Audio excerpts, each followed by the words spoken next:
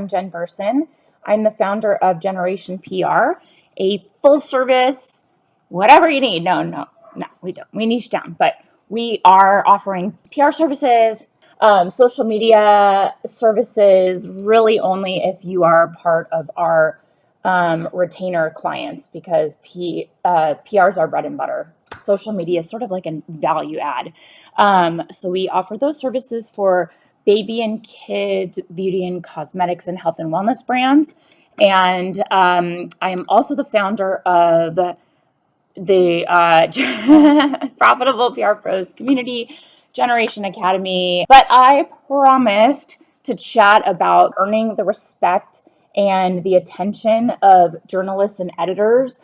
We know how important that is. These relationships that we work so hard to build really matter. It's a huge help in building your business, landing great features for your clients, being successful in what you're doing. And this is why, again, every single thing I'm going to tell you is niche down, because then the world of media contacts that you actually have to work to build relationships with, that becomes more narrow, and it's a lot easier to manage. You can sort of work to build relationships, and niching down is just the best approach to be able to everything, build, charge more, create better relationships, convert your pitches, because you actually know what is going on in your niches, because you're dialed in and you're an expert. And half the time it's you making the news. It's you creating those story angles because you're so dialed into those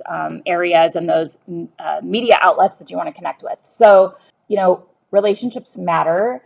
It also matters that you don't allow your clients to sour your relationships, because that happens a lot too. I can't tell you how many times I've kind of sided with journalists and kind of slapped a client on the hand for their bad behavior, because the client may be gone at some point, but that relationship is going to be of value to me and my business ongoing.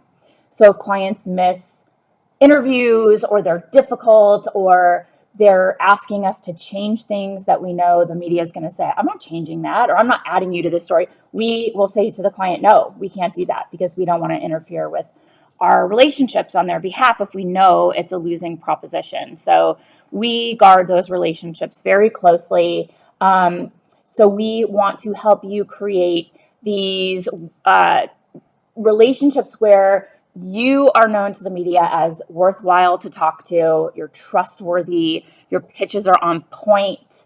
I know there are a lot of shady publicists, not in our community, but sometimes this shift is happening and we're seeing these like really super shady PR professionals. We want to be proactive and be the kinds of PR pros that are seen as reliable sources. We want to shift the narrative and keeping PR pros in journalists' eyes as useful, worthwhile sources. They want to talk to us because we're helping them. It's not like, another PR pitch again. Oh, that's annoying. If you're giving them good information, they want to hear from you. So I want to give you some do's and some don'ts, that will help you earn the respect of journalists and editors. If you're just getting started, these are really good, like foundational things to know. So the first do, always approach your pitching from the perspective of being a helper to them. You're going to pitch the media and approach them with the mindset of being a helper, with the mindset of offering something of value to them. How can you help make their job easier? So simple. That's the mindset that you go into these relationships with. What can I do here to make this person's job easier, their life easier? If you see that a journalist is working on a story, even if it is not a good fit for your clients, help them find a source. If you know someone in your network that would be a good, relevant fit, and it's like the perfect thing, even if it's not a close connection, I'll refer people all the time for like these really niche things. It is connecting the journalists to the sources. even if they're not your clients? How can you help make their story go faster or make their life easier by helping them find this like niche expert or somebody uniquely qualified to address the topic they want to write on? And then you're so clutch to them. It's like, yeah, you're doing this out of the kindness of your heart. And also those connections, it's just like it's a mitzvah, it's a good energy, it's a good deed. So it's not like anyone owes you anything. It's just like, I want to be a helpful person. So make their lives easier, think of your network, make those connections. Okay, don't pitch clients just to pitch them. So only pitch your client when the story or the idea that you are putting forward is a match for either the topic they write for, the editor and what they cover, the specific outlet, the vertical within the outlet. If your client's like, I want to be on Business Insider, not every writer for Business Insider is covering all of the topics. They have specific beats or verticals or whatever that they work on. It is all about the right story, the right time, the right journalist. It's timely, relevant, targeted pitches. So it's to that specific person with a specific angle that is the right fit for their specific topic they cover and that publication. It's not a spray and pray. It's not, wow, this is a great idea. I'm just going to get it out to as many people as possible and hope, it's like a numbers game. Doesn't work. And you will not, this is all about earning the respect of journalists. You will not earn any respect. And in fact, they can just put you on the spam list and they'll never see your pitches again. So only pitch your clients if it's a perfect match for what they're working on or what they typically work on. So then they will also know that you're aware of their content and that you're likely to be sending them things that are relevant. And they're more inclined to open your emails and read what you have to offer because they know you have your act together. Okay. Another do handle all of their requests immediately. So you never want to make a journalist or editor late for a deadline. So one of the things that I think we do really well in our agency is we are immediately responsive. We always have every asset, every possible thing that we'll need to proactively pitch and be effective. We have it at the ready. Like, I never want to be waiting on a client for something because that'll make me waiting on a journalist. So I'm sure to gather all of those assets ahead of time. We have all of that right out of the gate so that we can respond to a journalist immediately. And you don't want to be slowed down waiting for images or samples or whatever from the client because you won't be able to get your contacts what they need right now. You want to be the clutch person that always meets the deadline. Do not be slowed down by trying to gather assets from clients. Let them know that you are just the easiest to work with. You're so easy to work with that you're never going to slow them down. You'll get them what they need when they need it, frictionless. And they will want to come back to you because you'll earn their respect for helping them meet a challenging deadline. And it's this beginning stages of gathering all of the assets you'll need from clients ahead of time. And that'll let you set yourself and your team up for success when you're working with media professionals because you're going to be clutch. Okay, so that's the do. Do handle all of their requests immediately. And the don't, the opposite of this is don't make journalists wait long periods of time for responses, interviews, assets. Move things along. Okay, do invite journalists to coffee dates. If you happen to be doing local stuff, keep it really short. Offer, tell them just 15 minutes or whatever and meet them close to their office, maybe even in their office. Or you can do a Zoom coffee date. And if you're going to do it virtually, send over like a gift card to Starbucks or some cold brew, like a couple cans of La Colombe. Try to keep it not about the client, but just about getting to know them. Ask what they're working on and how you can be helpful to them. What are you working on right now? How can I be of service? How can I support you? What can I do for you? It's all about adding value, being helpful. And so the opposite, the don't create one-sided relationships where you're taking and you're asking, gimme, gimme, gimme, right? We know that if an editor writes about your client, it's very helpful for you.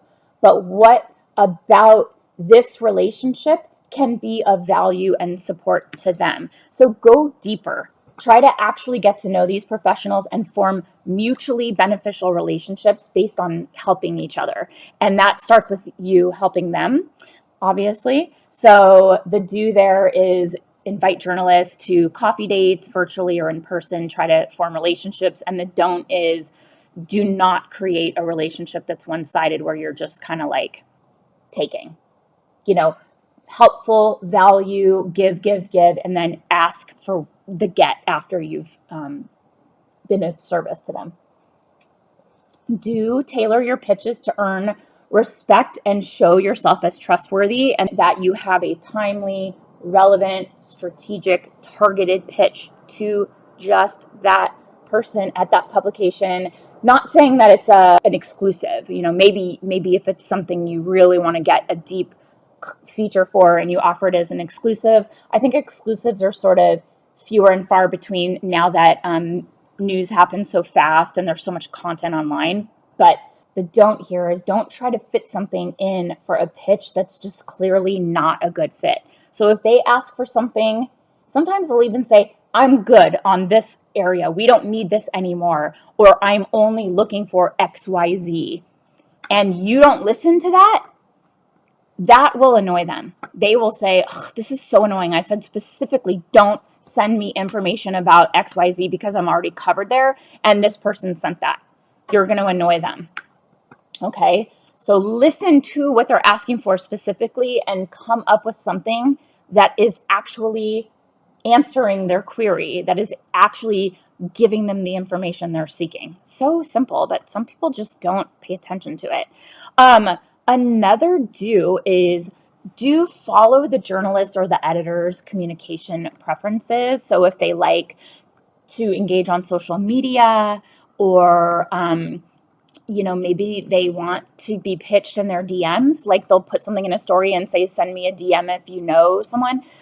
There's a lot of Twitter friendly pros that like DMs on Twitter. So, the other don't here is do not ignore their specific ask. Like I said, you don't want to give them something that they have specifically said they already are covered, they're not looking for, or they're asking specifically for something and you're like, oh, but this is like also kind of, could fit, like you're trying to fit this thing, a round peg into a square hole. Okay, I got my last 4 do's and don'ts. Do make sure your images are searchable. This is a big one. That means that your naming convention for images, if they're asking for images, don't have it be like DSC14725.jpg. Have it say like carry on luggage with the brand name, because somebody will send out a pitch for, travel needs or luggage or whatever, and they'll say, we love it, and then send it to them with some kind of naming convention that if they have to search through their email, that search will pick up your image. So sometimes they'll file it. And if you don't have an easy way for them to find your images by searching for certain keywords, it'll get lost, or it'll likely get lost. So do not have random names that could make things hard to find. Instead, use good naming conventions and include the topic of the pitch in your image file names. Very easy. And when I heard that one, I was like that's just so smart. And then do make things easier by using searchable keywords in your email subject lines to make your pitch easy to find. That will give them another way to search, not just the images, but also the keywords you're using, and then don't use unnatural links or anchor text. So it's like some sort of thing that is going to help you because it's a specific link that goes where you want them to go, and then you're using the anchor text in, so let's say it's a spammy, like breakthrough beauty device, okay? And then you anchor the word breakthrough beauty device to your client's landing page for that publication. So a lot of times people will link out a lot of anchor text. That means that the actual words itself are highlighted as a link. That's called anchor text. It tends to be scammy and kind of overly promotional, not scammy, but spammy.